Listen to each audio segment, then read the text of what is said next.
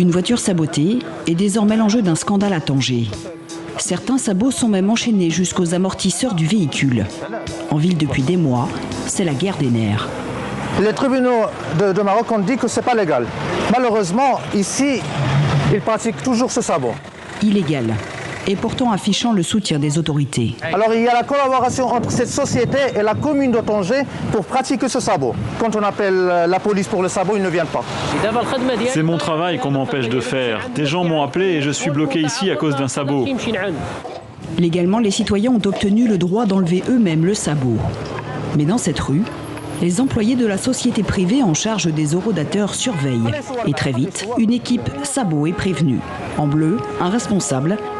Cette présence exacerbe les tensions. Je gagne 70 dirhams par jour, monsieur. Je fais comment, moi? Officiellement, ils gardent leur calme, mais ils maintiennent la pression.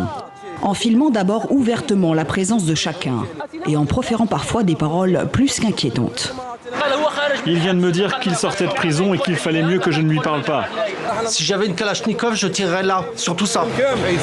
La société récupère le sabot et le responsable de l'équipe reprend la route, sans autre intervention. Nous, on veut que la police vienne et parle avec eux. Ils disent pourquoi vous faites le sabot? Si c'est pas légal, pourquoi ils le font? La société privée en question, la Somajec Parking, n'est pas une petite entreprise. Elle a d'abord investi des millions pour construire des parkings souterrains sur la corniche de Tanger, puis obtenu l'exploitation du nouveau stationnement payant en ville. Il y a 1 an et demi débute la pratique du sabot. 6 mois plus tard, un avocat tangérois obtenait un premier jugement. On ordonne aux employés de la société Somajec Parking de quitter le sabot. Et la pose du sabot est aussi illégale. Il y a eu des jugements à Casablanca, des jugements à Agadir, à Marrakech, et même ici maintenant à Tanger. Et la commune veut encore continuer avec cet acte. Bon. Des citoyens ont donc finalement porté plainte et obtenu des indemnités. Et on a eu des jugements allant de 20 000 dirhams jusqu'à 50 000 dirhams. Soit près de 4 500 €. 38 000 Tangérois font désormais partie d'un collectif anti-sabot. Dans un clip en ligne qu'ils ont réalisé pour rendre publique l'affaire, ils représentent la Somajec, confiante, avec cigares et poker en ligne. Nous avons proposé une interview à la société, pour l'instant sans réponse. Mais pour Mustapha, la guerre des sabots a déjà coûté cher. Comme d'autres citoyens, il en a enlevé à l'aide d'une clé. Ça, c'est ma clé de sabot. Et pour ça, j'ai passé 1 mois en prison.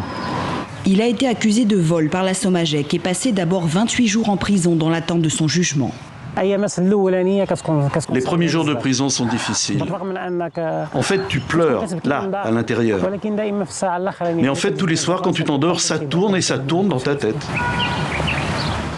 À sa sortie de prison, il est ovationné, mais il est définitivement marqué. Il y a beaucoup de traces qu'elles restent remarquées pour toujours. Il a donc fait appel devant la justice. D'autant que dans ce jardin, une autre affaire est en cours. Ici, des pelleteuses ont retourné le terrain et mis au jour des ossements humains. Ancien cimetière, mais aussi patrimoine naturel et historique, le mythique jardin public de la Mendoubia serait condamné à devenir un parking souterrain pour le compte de la Somajec.